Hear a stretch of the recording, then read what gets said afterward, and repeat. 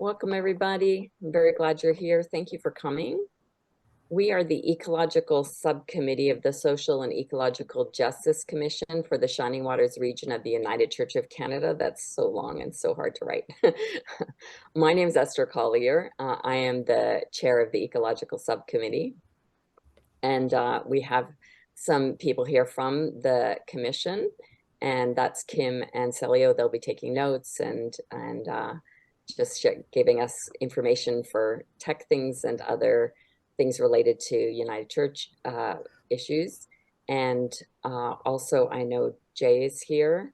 She's part of the ecological subcommittee as well. I may have missed other people from the committee who popped in. I don't know if Juan's here. I think he's coming. Welcome to him as well. What we are here for is to find ways for faith communities to inform and mobilize their communities to address the climate crisis. And you're very welcome. Whenever we do these meetings, we like to take time to think about who walked here before us. And for me, where I am, and maybe you can think about the people in your area, it's the Chippewas of Georgina Island and other Anishinaabeg nations, the Huron-Wendat, and the Mississaugas of the Credit River First Nation. And we also think about and grieve about the processes that occurred to uproot these people unjustly. For my area, that's specifically the Toronto Purchase and the Williams Treaties, but of course the Indian Act and residential schooling processes and other things have played a large role in that. And we think about what we need to do for reconciliation, which includes the calls for action from the Truth and Reconciliation Commission. And whenever I do a land acknowledgement, I also like to take time myself to do a little bit of research. And so I'm sharing some of that with you. Part of my research has come from this time came from the Anishinaabe website. I was thrilled to find they had education resources. So I did learn some new words. And I will say Mino Wahiwinda Gijagad, which is, and there's actual a link here on the site. This slideshow will be available after that told me how to pronounce that. So I hope I did okay. And that means let's celebrate Anishinaabe Day. And I was really delighted that to learn more about this. The Anishinaabeg Nation Grand Council traces its roots to the Confederacy of Three Fires, made up of Ojibwe, which is better as known as Chippewas, Odawa, and Potawatomi nations, which long predates the arrival of Europeans. And before there were treaties with the British Crown and with Indian bands, there was the Anishinaabe Confederacy. And that's the Confederacy that manned Pontiac's army in July 1763 to protect our sovereignty and our territories. And that's why they have the Treaty of Niagara of 1764 and the nation-to-nation relationship, and why the Three Fires Confederacy song, I find that so beautiful, is our national anthem. And they have these principles of the government structure. I would love the country of Canada to be guided by these principles. These are principles and the way of life of the 7 sacred gifts given to Anishinaabe, which are love, truth, respect, wisdom, humility, honesty, and bravery.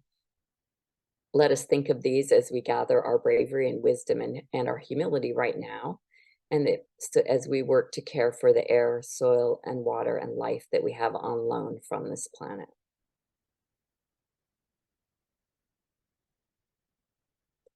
This is the agenda for the afternoon. Welcome and introduction. And then we have guest speakers who are here. Eve and Paul are from Toronto Home Retrofits and Spreading the Pocket Change. And Gail is here from Seniors for Climate Action Now. We do not have a representative from Transform TO, but I'll do my best to just speak a little bit to that. And then we will have a long time of networking where your voices will be very welcome and important before we close. I wanted to mention that this whole series of networking meetings, which we've had, this is our 3rd in Shining Waters region, is being watched by all of the United Church Canada and hopefully by some other faith communities. And it came out of the 44th General Council's climate objective, which was to begin a climate strategy that accelerates reductions towards a goal of an 80% decrease in emissions by 2030. I think this was really shocking to many of us in the United Church community. And it has driven a lot of what does that mean and what does it look to be? And I'll speak more towards that later. For today, though, we are really looking at what are the ways faith communities are able to engage and inform the private sector and citizens in the ongoing climate crisis. That's phrased incorrectly, but what are the ways we can do that? And with that, we have an ask that you become part of building an interfaith movement to inform and support a local sustainable community. This is about changing the narrative. We are looking at what does an 80% decrease in emissions by 2030 mean? And I'm actually going to refer to you, Rita Bijan, if that's okay.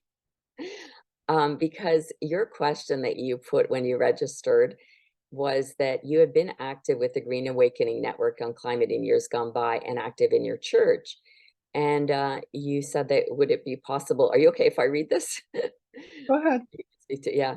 Would it be possible for the United Church in our area, Ward 4 Toronto, to support community-based groups who are doing climate work by allowing community-based groups space in which to meet, to plan, and to occasionally host events? We desperately need space to meet to make such activity possible. Yep. To me, this is exactly what I was hoping to inspire, and what I want is where we become these, there are many people looking for space. And what do we have as faith communities is we have space. And so I believe the answer is unequivocally yes. Yes, please. Let's use our churches, not just United Churches, but other faith communities, and make them places where local community endeavors can come in, use that space freely to network and to work out, and do whatever we can to support and encourage that. So thank you so much for the question. Thank you. Kim, I don't know if there's anything that you would have to say to facilitating that, and maybe that's something you can come up, speak to later as we talk, but that is really what we're looking about. We're seeing that this 80% decrease is not just in our church and our church building. It is in the much wider community around our church, and that's what we're looking to change the narrative to. Now I do want to turn over to Eve and Paul. This is from the Pocket Change Project, which was founded in 2017. It is a volunteer-run committee from the Pocket Community Association in the Pocket, which I understand is a neighborhood in East Danforth area of Toronto. And I'm just going to speak a little more to that. They shared a lot with me. They are a community group of neighbors helping neighbors, working together to reduce their individual and collective carbon footprints.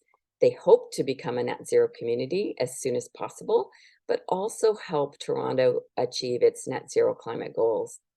They work actively, hold educational and fun events, and their retrofit coordination service is their largest initiative to date. And they believe in people power and the power of community. We really hope that they will help us, enable us to activate similar power in our communities. So I will turn it over to them. Welcome, Eve and Paul.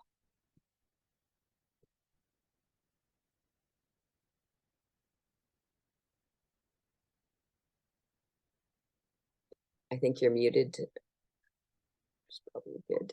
I'm going to mute myself. Is Paul there? He's leading off.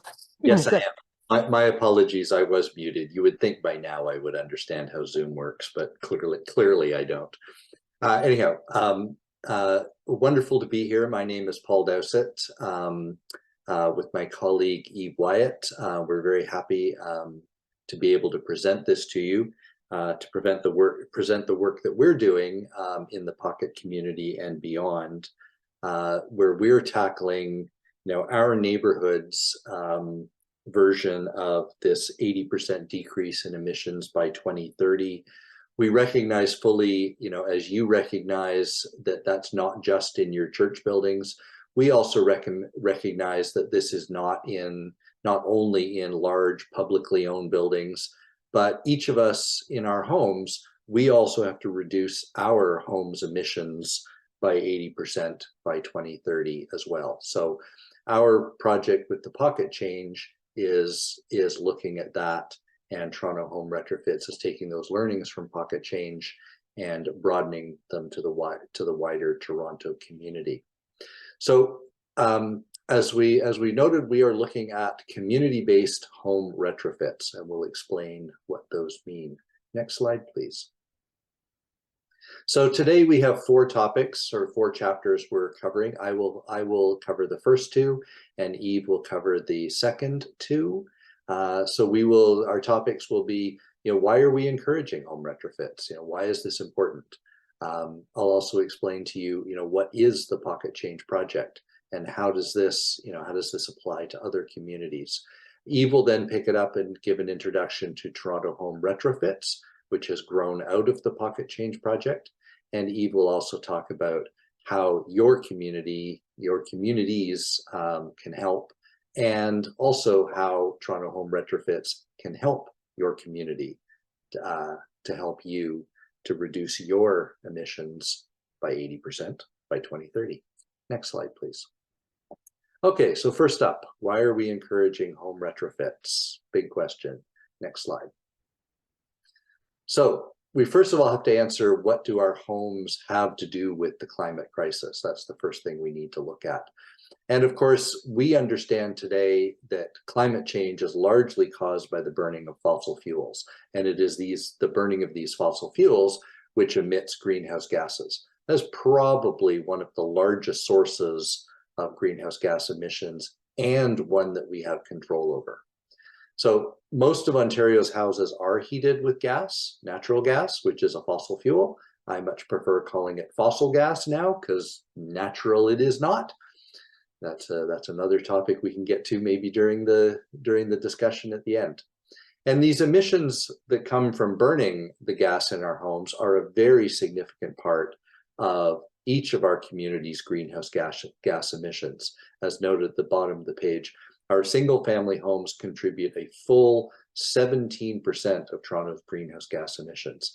And therefore, if we can reduce that number to almost 0, that is taking a good chunk out of the City of Toronto's greenhouse gas emissions. And then large buildings and municipal buildings, when they do their part, we're really reducing Toronto's overall greenhouse gas emissions right there. What we found is that by electrifying our space and water heating and our appliances, that is how we can radically reduce our home's greenhouse gas emissions by more than 90%. I'm happy to say that in my own home, I have replaced my gas barbecue, my gas fireplace, my gas dryer, my gas stove, and my gas boiler with an air source heat pump. And I have reduced my home's greenhouse gas emissions by a full 94%. So it's come right down. So, more than the 80% required by 2030. So this is the pathway that does work. And of course, as we're saying, we must reduce our emissions from every one of our homes in order to meet both our communities and Canada's climate goals. And the reason that we want to meet these climate goals or exceed them is so that we can give a habitable planet to future generations. And not only generations of people, but future generations of animals, future generations of plants that we share our planet with. The planet will do fine if we carry on the way we are. The planet will do fine. We and the other living creatures that we share this planet with will not do fine. That's really the crux of this. Next slide, please. So as I mentioned, our goal is to replace the gas in our homes with electricity. You should know that electricity in our province is now something in the range of 92 to 94% carbon clean. That is true since 2014, when we stopped burning coal in this province to create electricity. So now our electricity is very carbon clean. Prior to 2014, all of our sources of energy, whether they were electricity or whether they were fossil gas, they were all dirty. Now we have a very carbon clean option, and that is the Ontario electricity. The same is not universally true. The same is not true in all other provinces. British Columbia, Manitoba, Ontario, and Quebec have very carbon clean electrical grids. Other provinces do not. So the other provinces need to do some work. And as I mentioned, as in my own house, the way that we can replace our gas with electricity is to provide our space heating with an air source heat pump. We can change our water heating to either an electric water heater, a standard electric water heater, maybe with a timer on it so that it operates only at night at the low rate times, or you can get a heat pump water heater. Cooking, of course, we can replace our gas cooktops with an all electric induction range, which basically uses magnets to heat things up. And also we can replace gas dryers, we can replace gas fireplaces, we can replace gas barbecues. Probably one of the happiest things I ever did was replace my gas barbecue with a wood pellet barbecue smoker. Wish I'd done it years ago, really. So it's a fantastic device. And of course, if we're doing all of this, we also need to be energy efficient while we're doing this. It just makes sense. So looking at our houses, getting energy audits to find out where we can best air seal and insulate for better energy efficient just makes sense. Next slide, please. And of course, taking any sort of personal action really helps people to cope with climate anxiety. Taking steps forward and getting the positive feedback from those steps forward, psychology has proven that that gives a personal positive feedback loop. So positive steps forward, give positive feedback, that encourages more and greater positive steps forward. And some of the things that we can do, number one, as we talked about, probably one of the most important, is reducing the emissions from our home space and water heating, our cooking, and our appliances. Equal, though, would be reducing emissions from our transportation and travel. I'm also happy to say that I do have an all-electric vehicle now, and therefore not only is my home more than 90% carbon clean, also my means of transportation, my personal means of transportation, is also more than 90% carbon clean because it uses electricity from our grid. And the third thing that each of us can consider doing, and really should do, both for health reasons and planetary reasons, is consume less meat, especially red meat, and consume fewer dairy products. Move towards an all plant-based diet would be a really good idea. Next slide, please. So question is, why do people begin this journey, towards home retrofits, towards the electrification? We find in the Pocket, a lot of people are embarking on a home renovation or upgrade, and it's a reason to start talking about their heating systems. Or they have a failing heating or air conditioning system, and they see the benefits of putting an air source heat pump in place of the gas or the gas heating or the electrical air conditioning system. Air source heat pumps are more energy efficient, are more electrically energy efficient than a standard air conditioning system. So if making the change to an air conditioning system, it's good to put in an air source heat pump. People also may have an uncomfortable house. It's too hot, it's too cold, it's too hot in the summer, it's too cold in the winter, or it's drafty. And they can increase the comfort through that air sealing and the insulation we talked about, but then that also opens up the door for changing the heating and the cooling system. Very many people are having, very well-founded concerns about the poor health effects of burning fossil gas in their homes. There are a number of serious toxins that are released through the burning of the fossil gas in our homes. But even when it's not burning, the systems are leaking, and they are leaking toxins into our homes. People are also concerned about high utility bills.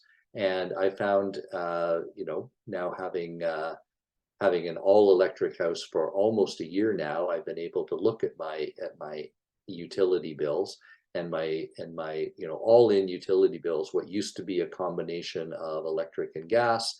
And now when I look at the all-electric over almost a year, I'm paying about $400 less per year in my utility bills. It's not a huge amount, but at least it is in the right direction. And I'm also, figuring that I'm doing the right sort of things concerning climate change. And of course, that brings us to the other idea. People are concerned about climate change and future generations, and or any and all combinations of the above factors. Next slide, please. So we wanted to, back to that slide. So yes, every house is different. And every home has sort of a different obstacle course, seeming obstacle course to work their way through. Common questions that we get from people are, what type and size of heat pump? Do I need a backup heating system? Can I get rebates? How should I use the rebates? Do solar panels make sense for my house? Should I have an electric or a heat pump water heater? What order should I do things in? What should I do first? Where can I find reliable contractors? Are the quotes I'm getting reasonable? Should we insulate? How much should we insulate? What kind of insulation should we use? Should we do the interior insulation or exterior insulation? And we get all questions like this, and they're really valid questions. And most homeowners don't know how to answer these questions. And that's why through the Pocket Change project, we've developed sort of a retrofit coach. That's me in the pocket. I am an architect by training. I've been doing residential renovations and home upgrades for people with a focus originally on energy efficiency pre-2014, and since 2014 with a focus on converting homes from burning fossil gas to going all electric. And so I can help answer these sorts of questions for people in the pocket. We also work with energy advisors who are, a little more informed about the methodology and help us to come up with retrofit roadmaps for homeowners. So they add to the bare bones energy audit with a retrofit roadmap on top of that to help answer some of these questions as well. Next slide, please. So that brings us to the Pocket Change project and what that's all about. Next, please. So a little bit of background that Esther alluded to in the beginning. The Pocket is an East End, Danforth, Toronto neighborhood. We're a little neighborhood of 1,100 homes, a little more than 3,500 people. The reason that we call the Pocket is really because of its shape and its attributes. You can only get into the Pocket on one side, and consequently there are no through streets. Kids can play in the streets. It's great for street parties. We're a very cohesive community with an active Pocket Community Association that was started about 25 years ago. And the Pocket Change project, which is now about 6 years old, is a committee of the Pocket Change Association, or the Pocket Community Association, sorry. And we are specifically addressing climate change through home retrofits, electric vehicles, and other means. Next slide, please. Pocket Change is really about neighbors helping neighbors. We find that having a very supportive community of peers really helps. The people within the Pocket who are embarking on this journey with us then become what's known as change makers within the Pocket. We have regular meetings. We have a website that's very active. We have webinars that shares all sorts of useful information amongst people. People feel very comforted when they're being encouraged to do things that their neighbors are already doing. And neighbors supporting neighbors is really the key to all of this. We have the objective advice and the coaching that goes along with this, and I think that being able to answer people's questions and being able to reassure them along the way really helps us to breed these successful projects. And of course we are celebrating those successful projects all along the way. Next slide, please. So our Pocket Change Makers, we started in the first year with the early adopters. In the first year, our goal was to reach 10 homes. We actually overshot that ever so slightly. We reached 12 climate motivated homeowners in the first year. The early adopters, of course, were people who are already committed to the idea, and we just helped to shepherd them along. Of course, in the second year, we had to do a little more work. Fortunately, we had the 12 homeowners from the first year that were now, proudly displaying yard signs in front of their homes. We're talking about this amongst their neighbors. There was word of mouth. So in the second year, we were able to gather 30 homes that are now, into the process. And moving forward, we're now looking at the next tranche of people, which will be the ready recruits. And we're looking at getting 100 or more homes involved. And this process is underway now. We have just sent out a survey to the whole neighborhood, which has had an amazing response. And we're able to identify what people will be motivated to join this group by, whether they have an aging furnace or air conditioning system, whether they're planning a renovation, or whether they are climate concerned. And we're able to then work with those people and work with what is motivating them to get them onto the path. So you can see going from 10 to 30 to 100, there's pretty exponential growth, and that's what we're looking for over a period of the first 5 years. Next slide, please. And the results are really promising. I mean, amongst these 30 change makers that are so far active, we've already got 15 homes that have, stopped burning fossil gas for their home heat. They're on air source heat pumps. 8 homes with gas water heaters being replaced with all electric. Combinations of electric and air source heat pumps, or rather heat pump water heaters. 13 homes within the pocket have been well air sealed and or have had their insulation approved. 3 homes, mine included, are completely off the gas already, and these projects continue. So, eventually we'll get everybody who's participating in the program off the gas in its entirety. Next slide, please. And with that, I gladly hand it over to Eve Wyatt to talk about Toronto Home Retrofits. Thank you, everybody.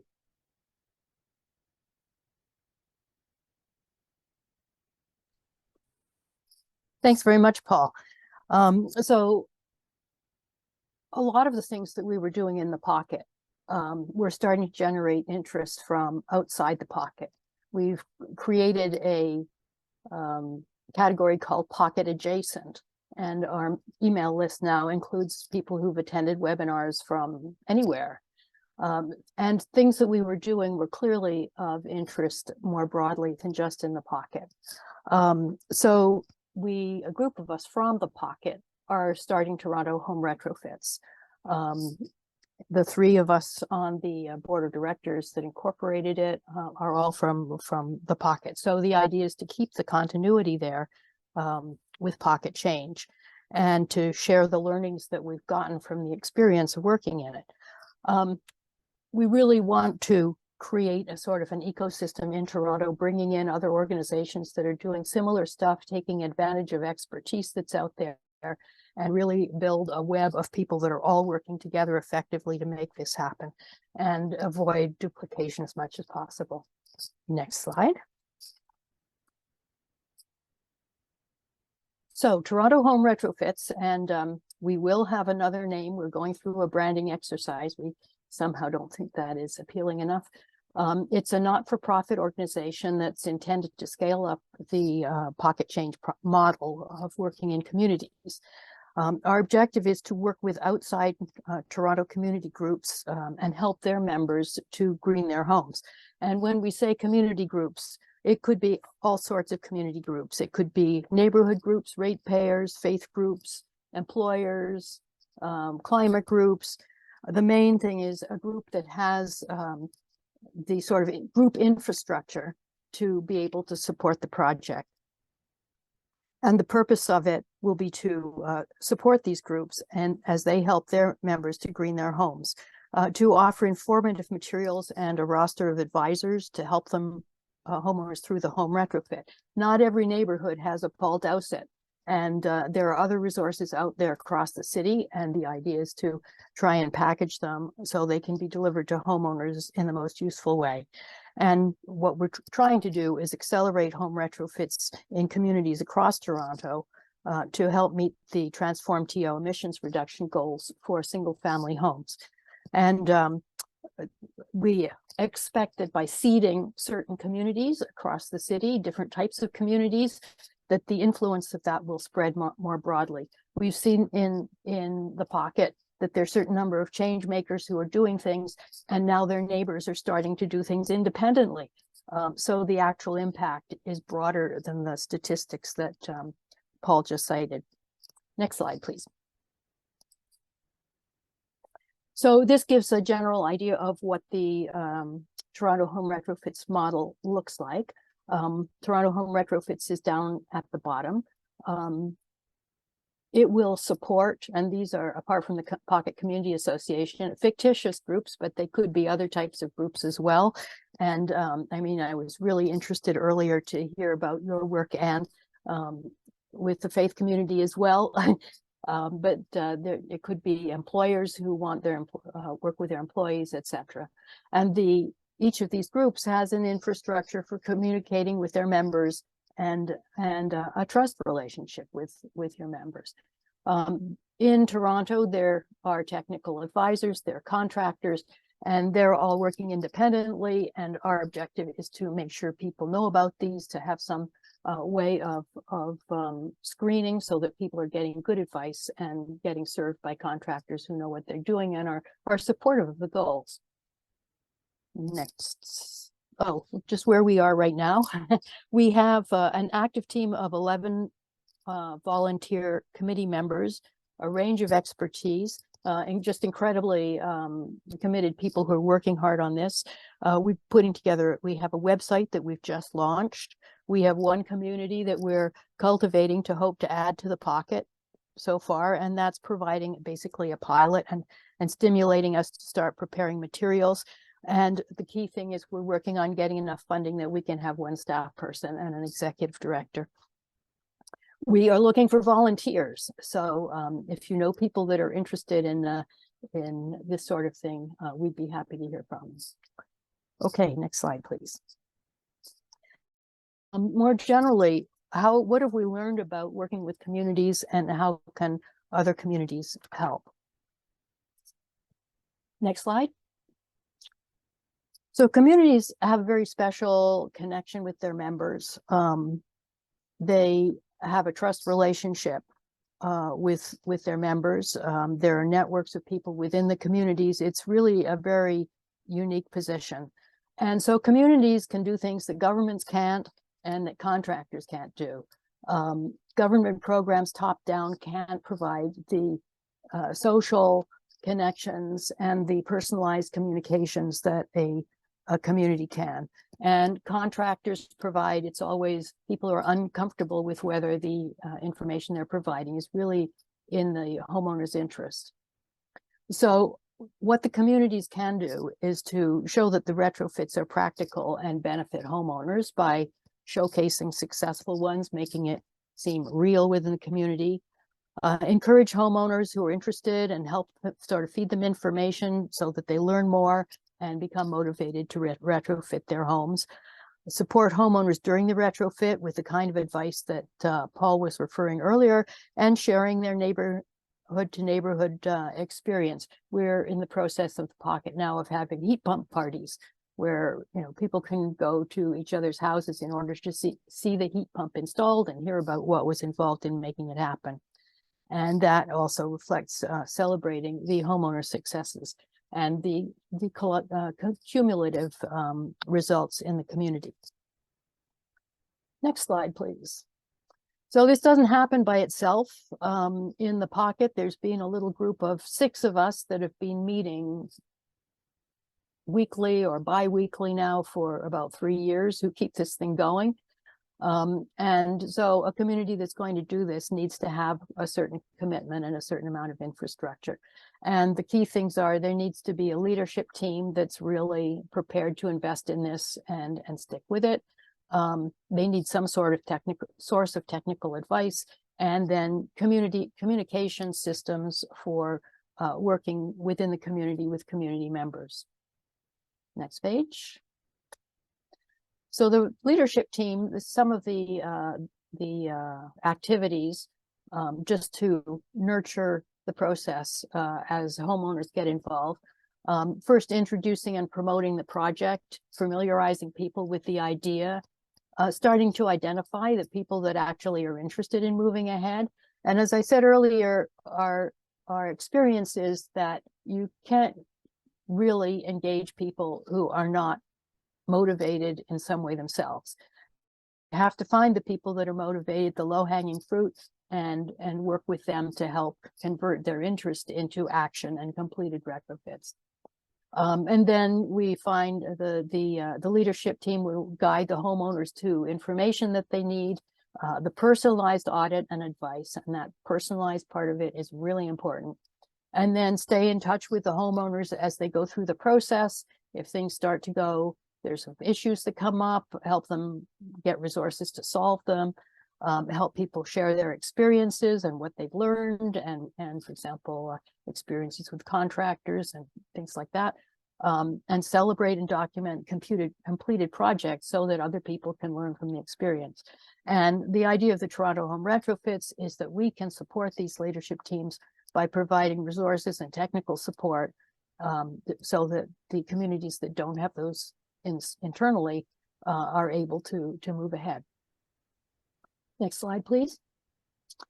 And the roles on the leadership team, which could be divided between people in different ways, but there definitely needs to be a project leader or manager, somebody that just keeps an eye on things, keeps them moving, make sure that the meetings are effective, that decisions get made, that there's some that there's a focus. There needs to be somebody who's handling communications. That's a fairly time-consuming thing. Events are really important to create the kind of social enthusiasm and upbeat environment that this kind of thing happens in. And then we also in the pocket have retrofit coordinators, and these are people that just stay in touch with the people that are doing the retrofits and communicate with them now and then, find out what they're planning to do, how did their audit go, what are they going to do first, and track that. And for our purposes, they also keep a record of what's been done so that we can see what the results are, that, as Paul reported earlier. Next slide, please.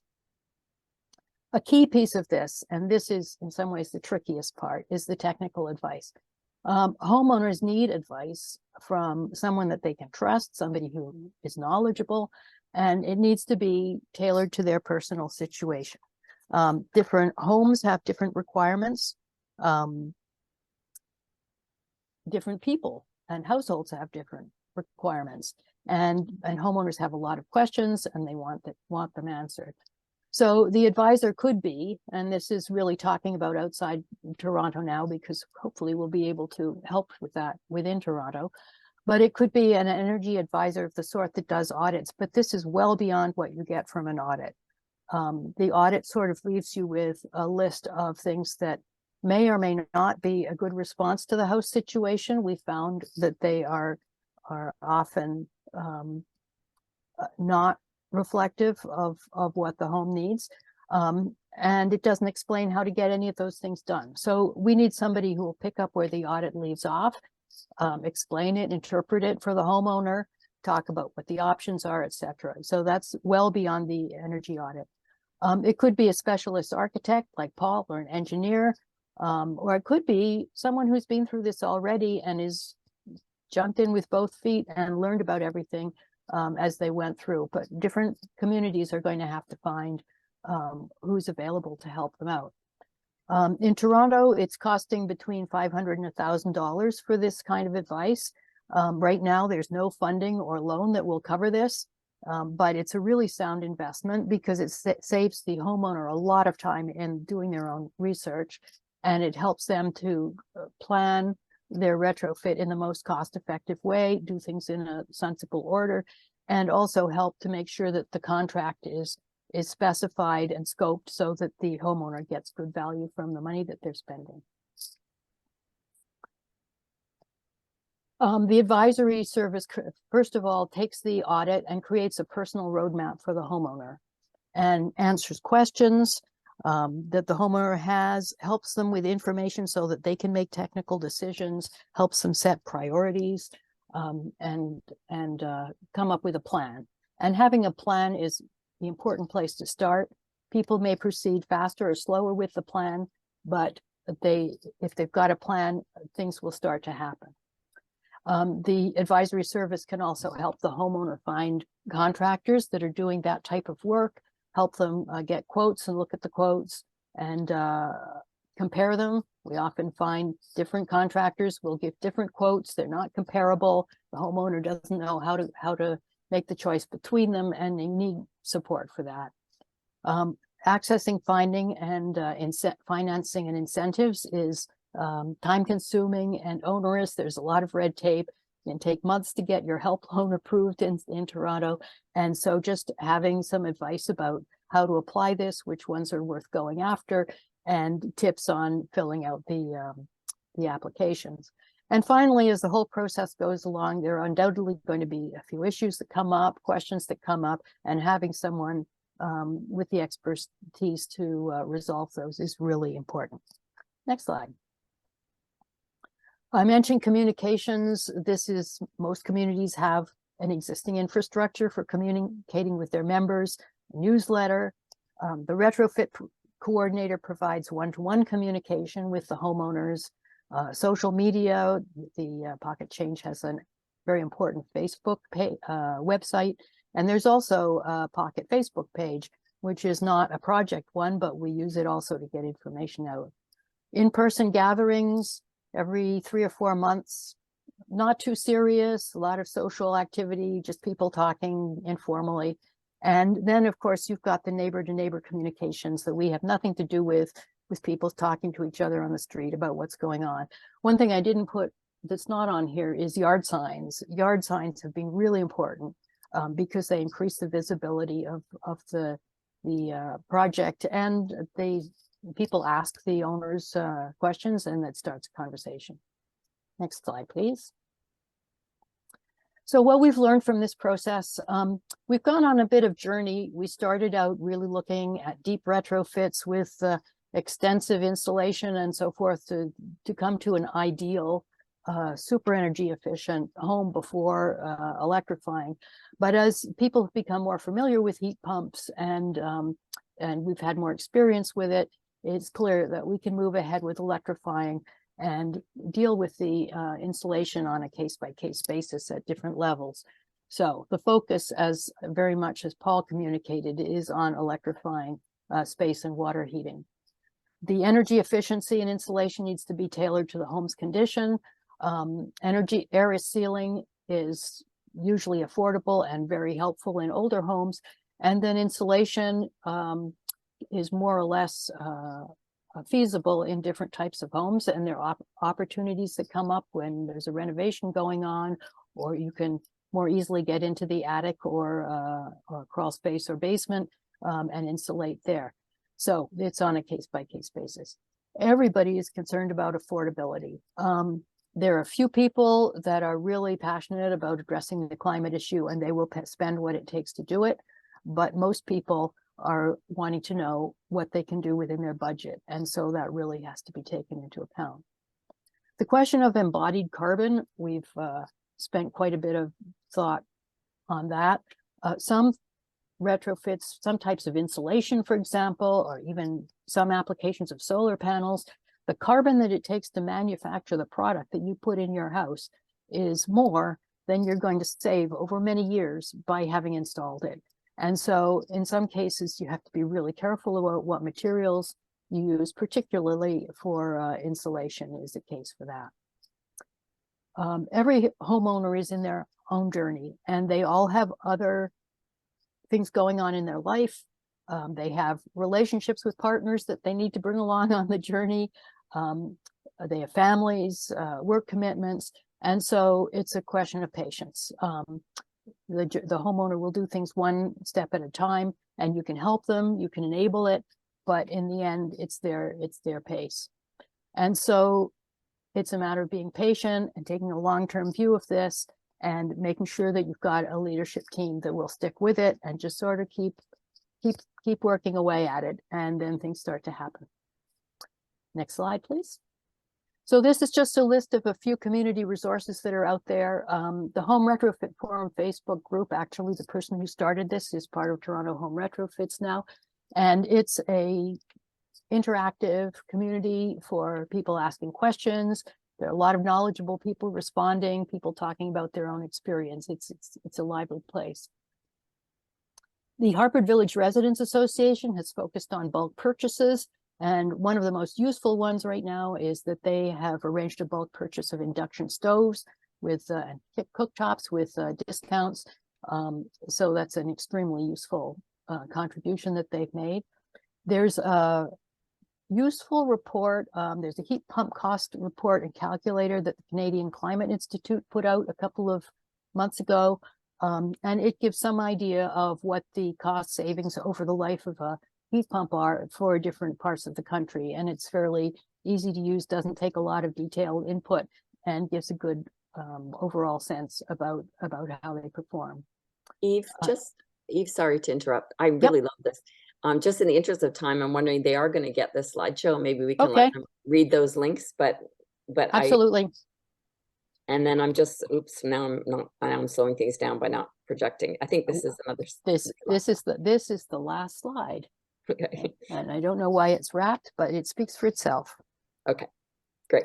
Thank you so much. And I just want to make sure there's lots of time for interaction and people can ask you about things also later. I'll just introduce Gail now. Gail is a joyful environmental activist and a member of SCAN.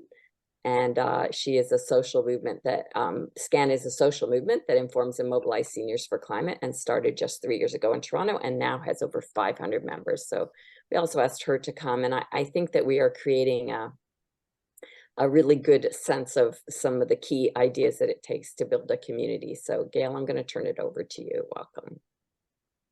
Thank you very much, Esther. Next slide, please.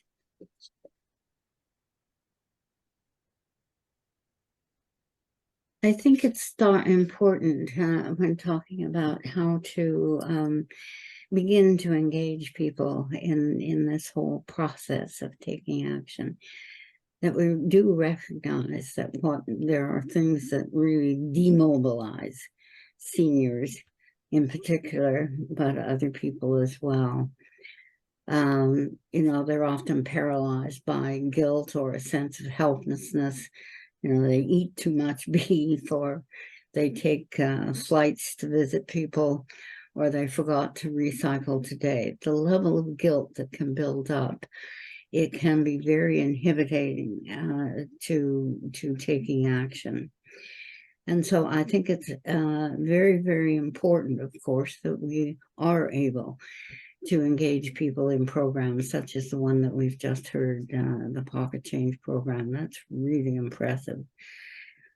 But we have to recognize that we live in a socioeconomic system where there has been a war waged on us by the powers that be, and that have tried very hard and put a lot of money into preventing us from changing the basic structure of our economy, the energy we use from fossil fuels. Next slide, please. So what we've learned about mobilizing people in this is that inequities have played a major role, social inequities. For example, one that I like pointing out is that if women had more power, we might be closer to solutions. It is amazing the number of women now becoming engaged and taking important roles in leading this community-oriented environmental action. Next slide, please.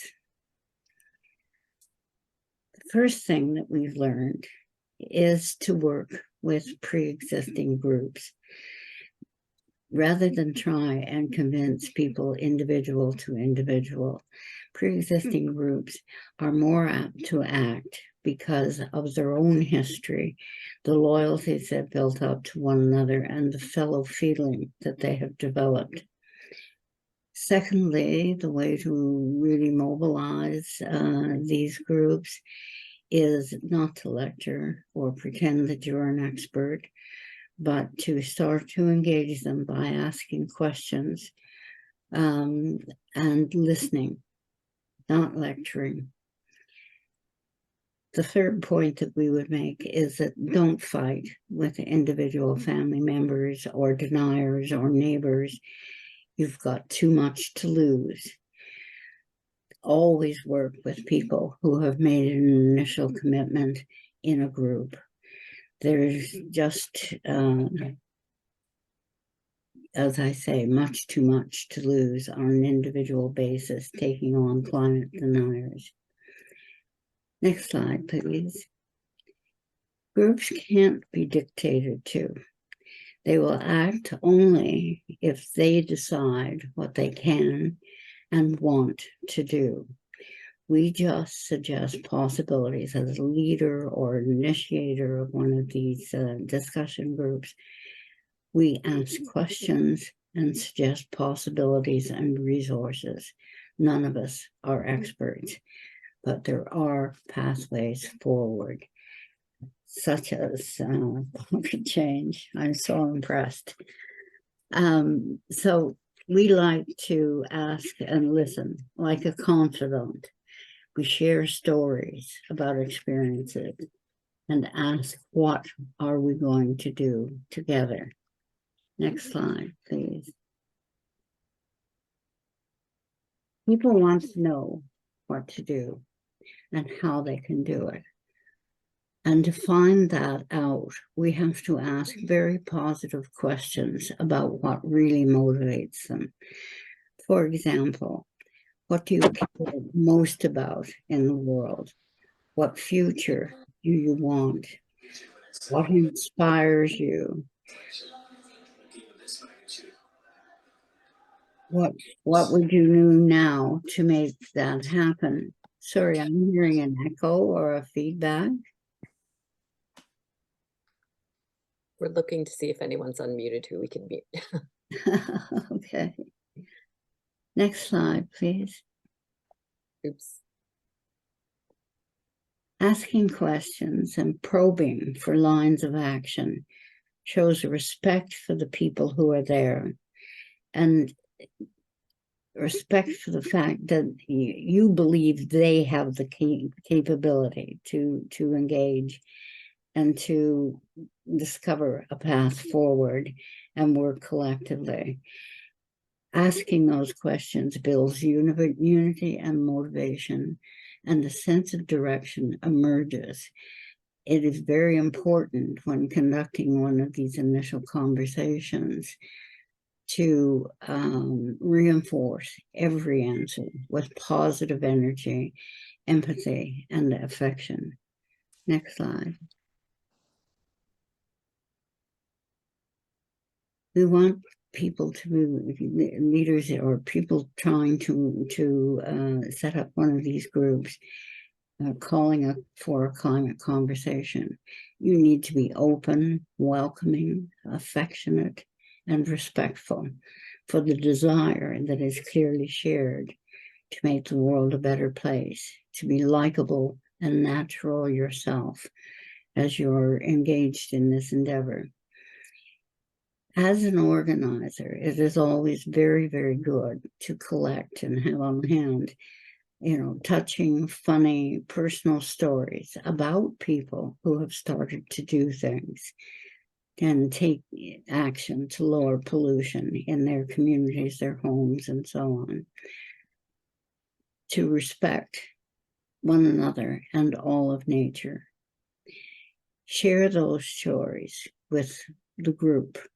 It is a way of motivating, and use a sense of happiness and joy and humor, and that the future can be better and more secure, healthier if we solve these problems. Next, please, slide. So if you are initiating this process with a particular group in your community or a church area, if you would like to hold a 60 to 90-minute climate conversation, that's what we call these get-togethers, please get in touch with us. And, one of our people who've been trained in conducting a climate conversation will get back to you. The contact information is seniorstalkclimate@gmail.com. Thank you. Thank you so much, Gail and even Paul. And I'm just feel like there's so many good points. Unfortunately, I couldn't take notes at the same time without clicking things. So I'm thinking they're in my head though. And we do have an ask, and I don't know if I'm phrasing my question well for Gail, but we hope that you will consider, and this is just a suggestion, that you will consider holding a meeting in your church or your faith community, and to which you invite mayors, councilors, MPP, local residents, contractors, experts, but whoever you have. And we're asking for that braveness to take this idea and go farther with it, even if it fails. And one of the things that I really feel is important is that we keep this concept of allowing time in those meetings to listen to your community, open mics, let people talk and ask, let's find out what's happening in our community first. And also that you don't worry about making it perfect. One of the things that we've really found is when it gets too complex as we organize it so much, we never want to do it again. And we need these things to happen because we're really seeing from the clicked on the wrong thing there. From the information that we have, we can see that, well, this is a different slide. I'm actually going to see if I can get to the one I want. Yep, no, I can't. So I just wanted to say that when we're looking at the IPCC reports, we see that one of the things they are saying is lacking is that, and this barrier is this community engagement, private sector community engagement. They're really recognizing, the scientists, that we don't have that piece in place. And so when you're trying to set this up in your community, consider looking at what your municipality has already got, because we're finding out that, for example, this is Transform TO. So this is Toronto's goals. They have set this target for 2030. So they've gone very clearly to what the IPC is asking for. They have recognized that existing buildings are really the key thing. So they've put their targets in order for the needs. They're looking for greenhouse gas emissions from existing buildings to be cut in half. They have corporate ones. I bolded the ones that are related to residents. If you can work with your municipality, and I want to say that in Richmond Hill, we are working with our municipality. We've invited them to an information session to talk to the community. So we're trying to be the people that gather people, and then we're inviting them to come in and to talk about it. Hopefully we can also hear about something clustering, but maybe you have targets in your municipality as well. I was just interested in just talking about this. Brian McIntosh is another member of our Social and Ecological Justice Commission, and he said a similar story, that a few others, they formed a small group, they talked to the Transform TO representative, they held a public forum, suddenly there were other people who were interested, they combined the groups together. This just sounds so much like what we're talking about, and that's why these initial meetings just form all of these links and building within the community. And in Richmond Hill, they've inspired change. You can see they're also inspiring that kind of connected action in Etobicoke as well. I really want now to turn over this. This can go longer than 2:20, but I'm wanting to listen to you and hear what you want to talk about. And so I'll try to take notes, but this is where we can open all the mics. Please give everybody the ability to speak, and please ask your question, share. Everybody can share. This is not just about our speakers sharing, but anybody can share ideas.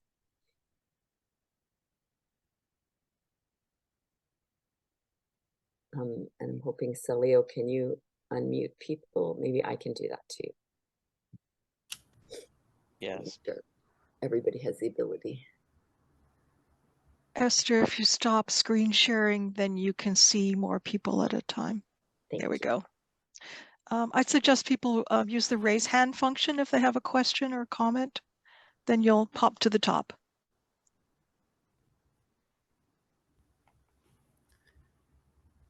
Where's the raise hand function? It's at the bottom where it says, well, on a laptop, it's at the bottom, it says reactions, and just click that and it'll be raise hand option. Okay. And also just go ahead and start talking if no one else is speaking.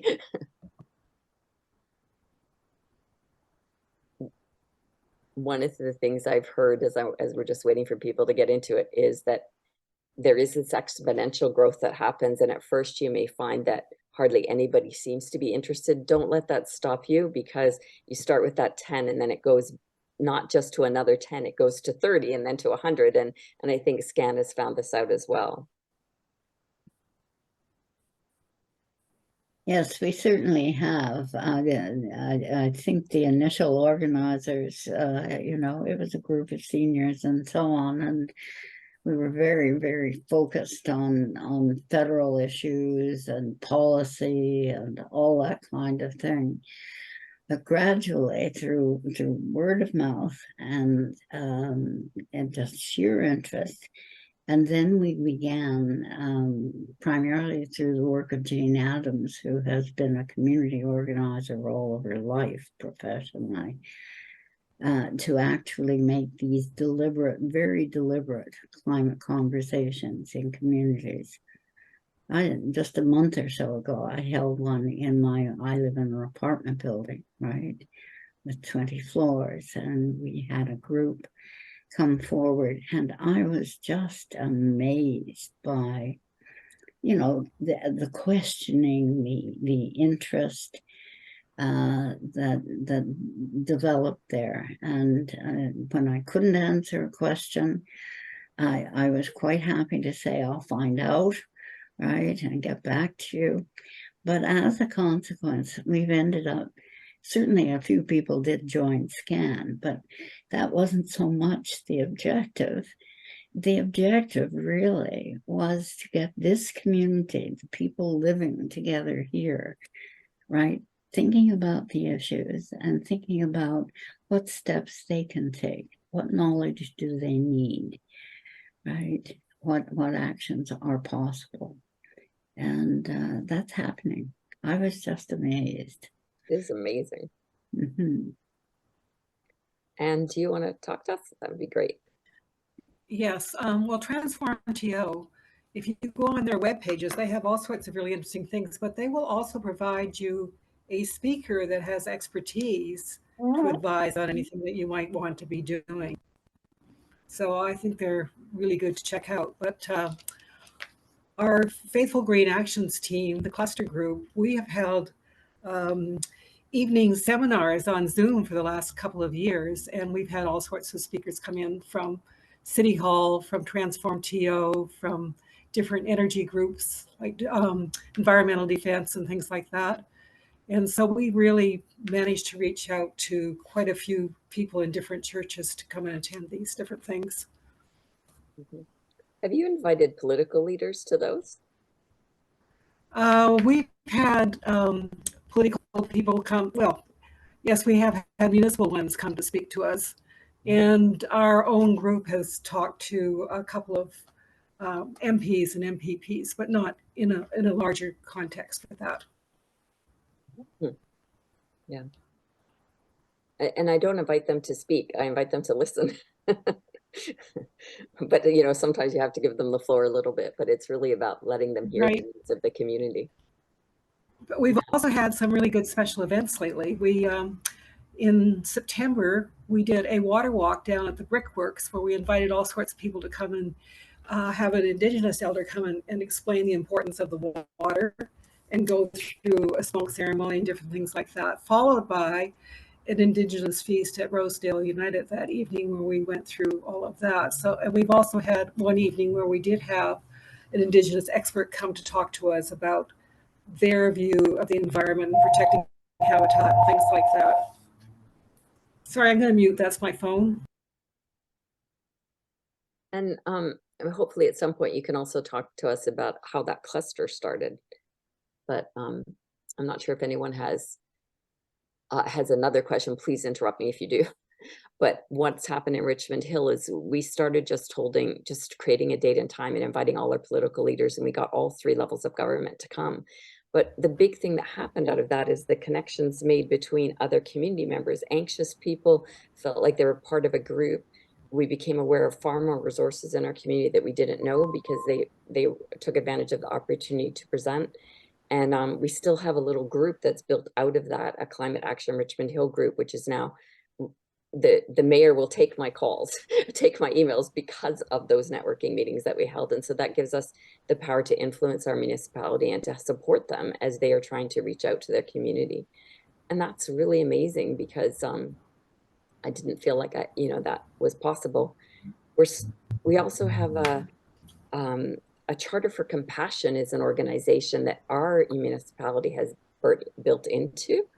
And that Charter for Compassion group is also wanting to do an interfaith climate group. So we found out that connection was there. And then we're both creating a faith-based contact list. And now we've got a small group of 6 faith communities, including Hindu temple, as well as Christian. We're reaching out to all the faiths and just acting together to hold climate awareness. We're sharing each other's events as they come up. Go ahead, Anne. Well, I think that's really important. And one of the things that we've talked about is trying to get other faiths involved, because I really do believe that if all the churches and different religions and different faiths got together, that would make a huge difference in how people look at climate change and how governments might respond more to doing something that's going to help us keep below that 1.5% target. And yesterday, I read a number of articles about how we're going to reach 1.5%, not by 2035, but by the end of this decade. So things are happening a lot faster than anticipated. But one of the important things that we've found too is, in terms of our own congregation, what we do on our green team is to try and make it fun. So we use Earth Day and have a big climate party and lunch. We were planning a huge one when COVID started, and we had to sort of shut those down for 3 years. And we also really engage the children in our group. And I know even during COVID, we ended up by getting climate books for the kids and making really special bookmarks and getting them special cards with environmental pictures and giving them to the kids during a church service so that they were involved. So trying to get everybody in your community involved in climate really helps. And of course, the kids really ran with it because they are really climate types, and they actually put a play on for the whole congregation a while ago. So cool. So you get good payback with that. Eve, did you want to say something? Gail, go ahead while Eve's. Yes, I was going to double down on how important the faith groups are in reaching young people. It's not just through the schools. It really has to be through faith groups as well. But the other group that is really significant, again, well, I would use 2 demographic characteristics, but seniors are important. Once we retire, right, and yet are still very active and capable, we have to get over these impressions that seniors are old fuddy-duddies and can't do anything and so on. If you look at almost any webinar, right, there is a preponderance of seniors. After all, the working age community is at work, right? So it is falling to people who are in early retirement. And surprisingly, mostly women, right? Just look at the attendance today. Right. And I think women have to say, yes, that's fine. That's fine. I'm quite happy to play that role. Right. And so reinforcing those demographics, I think, is extremely important within one's own community as well. Thank you. What are the barriers that make it hard to do this? I think it is a sense that it's hopeless, right? That there is no hope, that how can the little bit that I do make a difference? And the thing is, what we have to say is the little bit that you do multiplied by hundreds and thousands and millions will do it. Now, that is not to say that there are not tremendous responsibilities for the situation in the socioeconomic system, right? There are systemic problems here, and convincing the fossil fuel industry that it has to phase itself out is not easy. Their power in society is extremely great. Extremely great. In fact, more than their economic contribution in taxes and anything else. They don't even employ that many people. This is a mature industry and it's highly technical.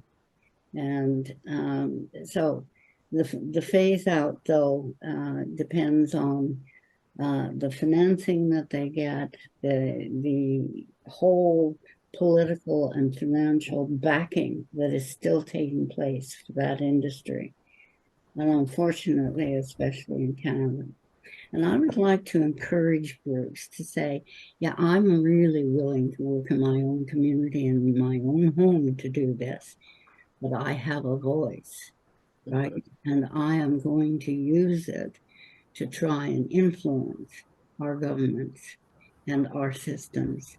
And I will speak critically, if necessary, of corporate actors who engage in false advertising, engage in greenwashing, who say, oh, well, you know, it's just consumer choice. We're just doing what the people want. No, the people don't have the options for alternatives. We need alternatives, and if the alternatives were there, we would be using them. We would move to renewable power. So, you know, there are petitions, there are votes, there are many, many ways that individuals in these groups, as they become more and more interested and begin to believe that, yes, of course, we are making a difference and we can make a difference. They can act on all levels, not just in their own personal home. So I think it's important to keep that integration there and recognize what the barriers have been, and that we're quite capable of fighting those as well as getting a new heat pump, right? It's extremely important that we act on all levels, but learning to act individually and in one's home and in one's neighborhood, I think, is the basis for learning to act more publicly, right? And take more clearly political positions. Eve? Yes, I agree entirely with everything you just said, Gail. I mean, part of I thought of trying to put a slide in about this, but the retrofit is really a kind of boycott of gas. Because as long as people say, well, people's homes, everyone I know's homes is heated with gas, what are we going to do? The fossil fuel industry has their argument, but as soon as we start reducing the demand for gas, the moving to EVs and getting away from gas stations, things are going to change quickly. But it has to start here. It has to start on the demand side. Anne? I agree with you, Eve. And I think it's suddenly going to hit a tipping point because more and more companies are building EVs and things like that right now.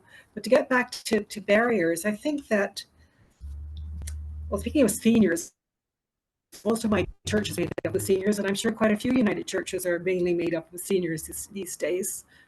And my green team, all of us are seniors except one person.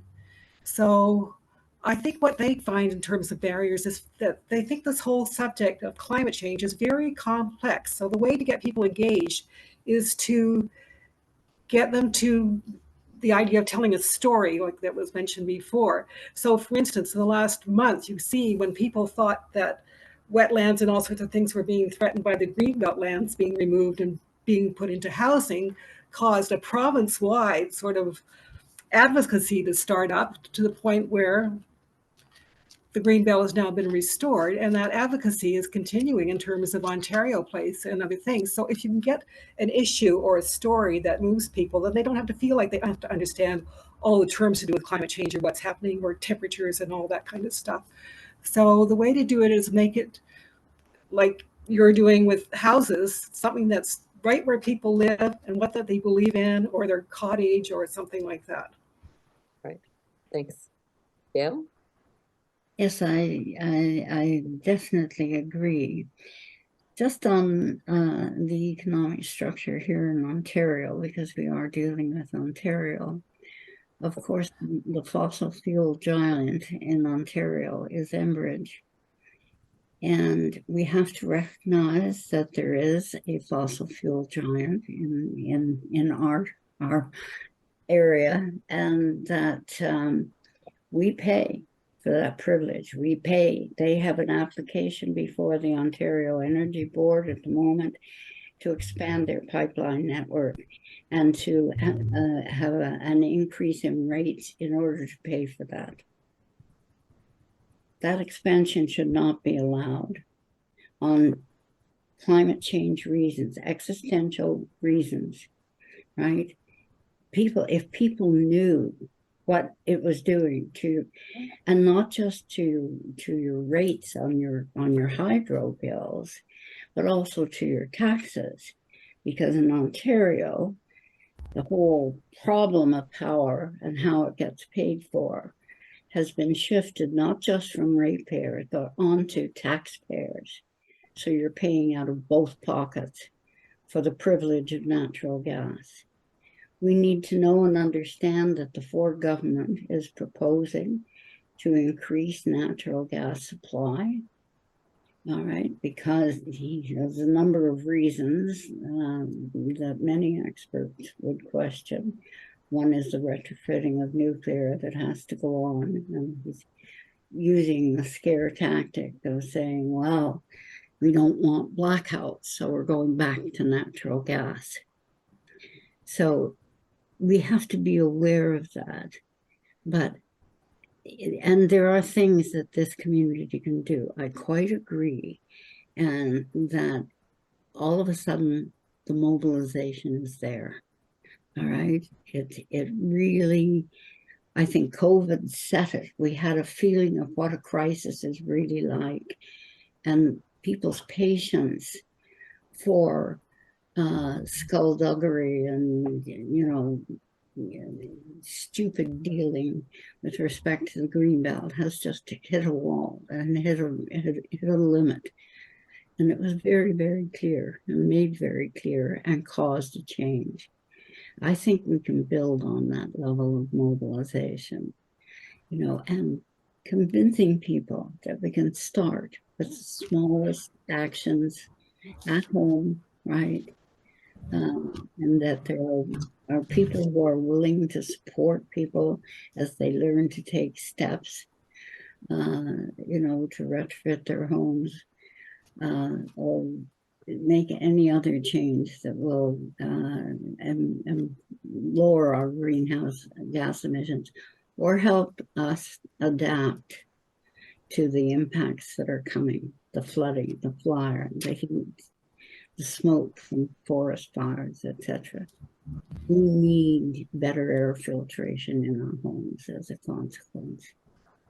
All of these things, but I think people, there's been a marked change, and that gives me a tremendous amount of hope.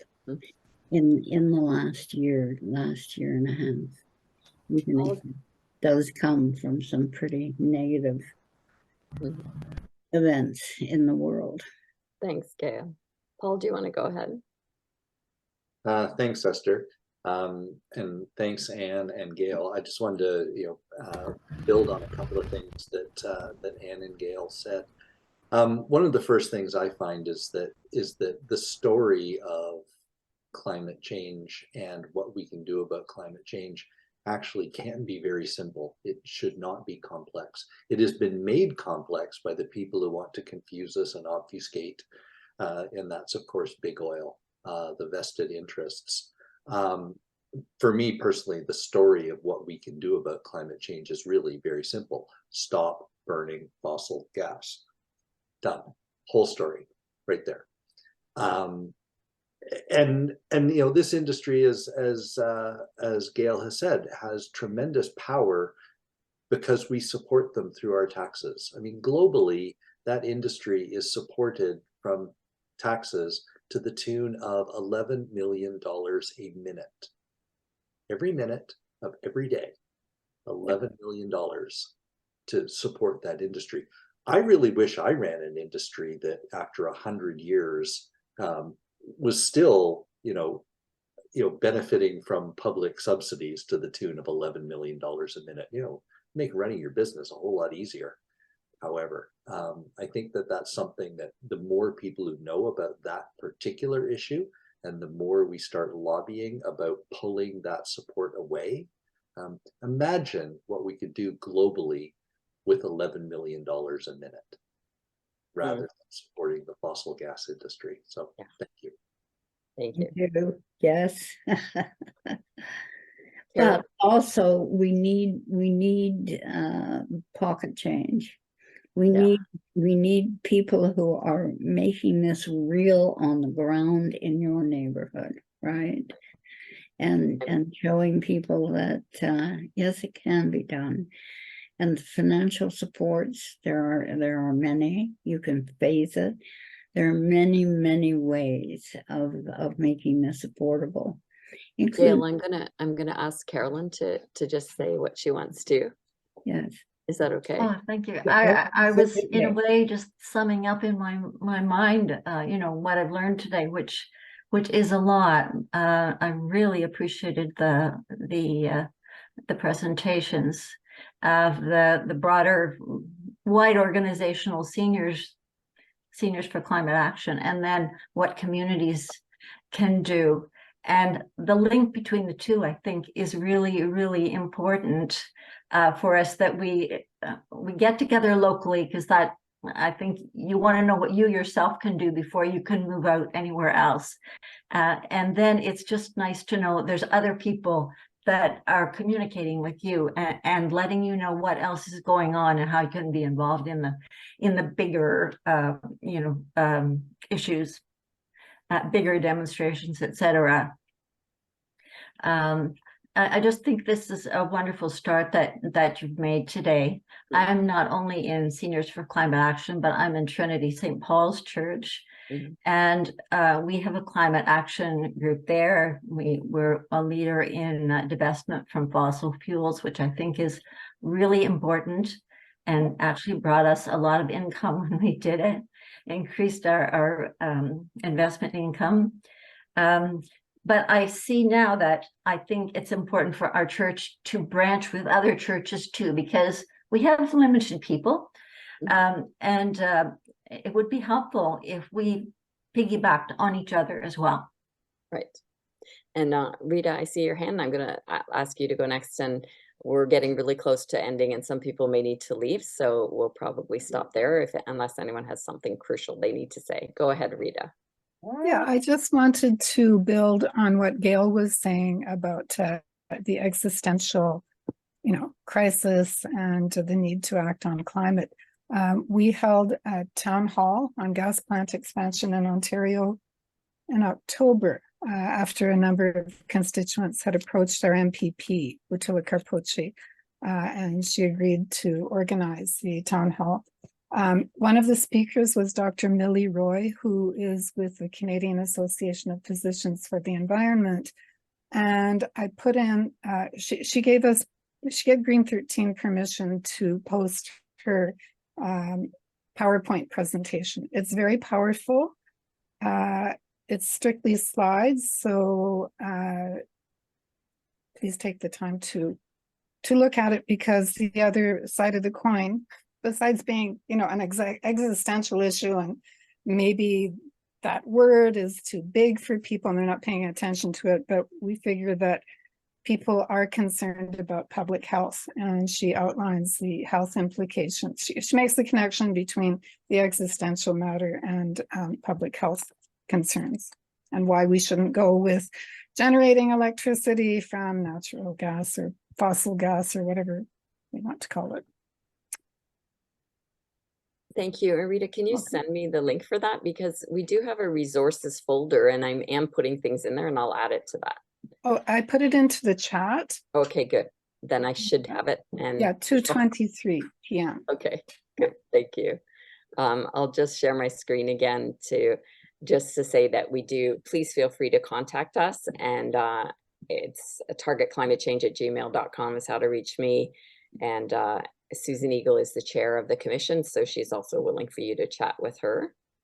And then the next thing I wanted to just say is that this is not the last.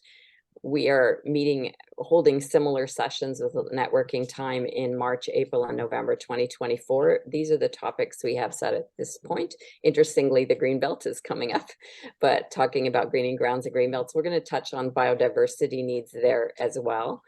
And then to heat pumps and geothermal loops, we're connecting to exactly what you've been talking about. We're retrofitting homes, just trying to provide some of the background to support that. So people have a little place to access information. And finally, financing and grant writing in the fall. Kim, go ahead. Esther, I also popped into the chat that November 13th to 19th it is a special week assigned to climate action, and Kairos is hosting that. There are a number of resources of action possibilities on their website as well. So it's a good time to be having this before the Climate Action Week. Right. And those can be accessed on the Shining Waters Regional Council site as well. I just popped it into the chat, but we will send it around as well.